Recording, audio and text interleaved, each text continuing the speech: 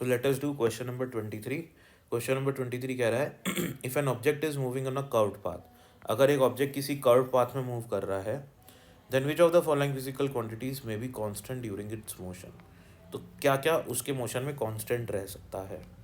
देखो, अगर curve path में मूव करेगा तो कर्व पार्ट जो होगा किसी सर्कल का पार्ट बनने वाला है, ठीक है ना।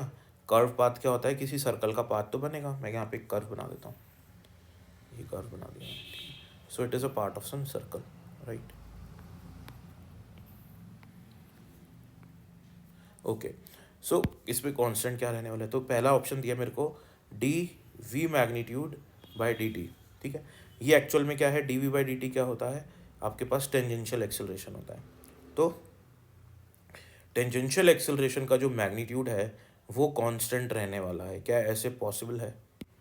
हाँ, मैग्नीट्यूड कांस्टेंट रह सकता है, कोई दिक्कत नहीं है। मतलब सपोज करो कि कोई एक पार्टिकल है, उसकी स्पीड यहाँ पे 2 है, फिर यहाँ पे 3 मीटर पर सेकेंड, फिर 4 मीटर पर सेकेंड। तो स्पीड का डायरेक्शन तो बदल रहा है, वेलोसिटी का डायरेक्शन तो बदल रहा है, लेकिन जो वेलोसिटी है वो हर सेकेंड 1 मीटर पर सेकेंड से इंक्रीज कर रही है।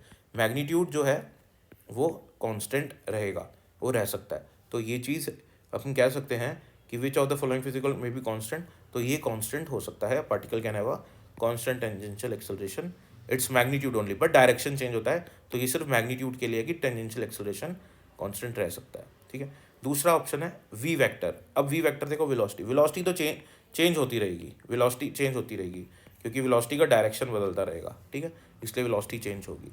तो डायरेक्शन वेलोसिटी का डायरेक्शन चेंज होता है, इसलिए वेलोसिटी चेंज होती है। तो ये तो कांस्टेंट नहीं रह सकता, ठीक है ना। थर्ड ऑप्शन है एक्सेलरेशन वेक्टर। एक्सेलरेशन भी कांस्टेंट नहीं रह सकता, क्योंकि एक्सेलरेशन भी बदलता रहेगा क्योंकि अगर मैं बात करूँ सेंट्रीपिटल एक्सेलरेशन की, तो यहाँ पे डायरेक्शन ये होगी, यहाँ पे डायरेक्शन ये होगी, यहाँ पे डायरेक्शन ये होगी, ठीक है। तो एक्सेलरेशन भी जो है वो चेंज होता रहेगा। तो कांस्टेंट क्या रहेगा, सिर्फ आपका टेंजेंशियल एक्सेलरेशन का मैग्नीट्यूड।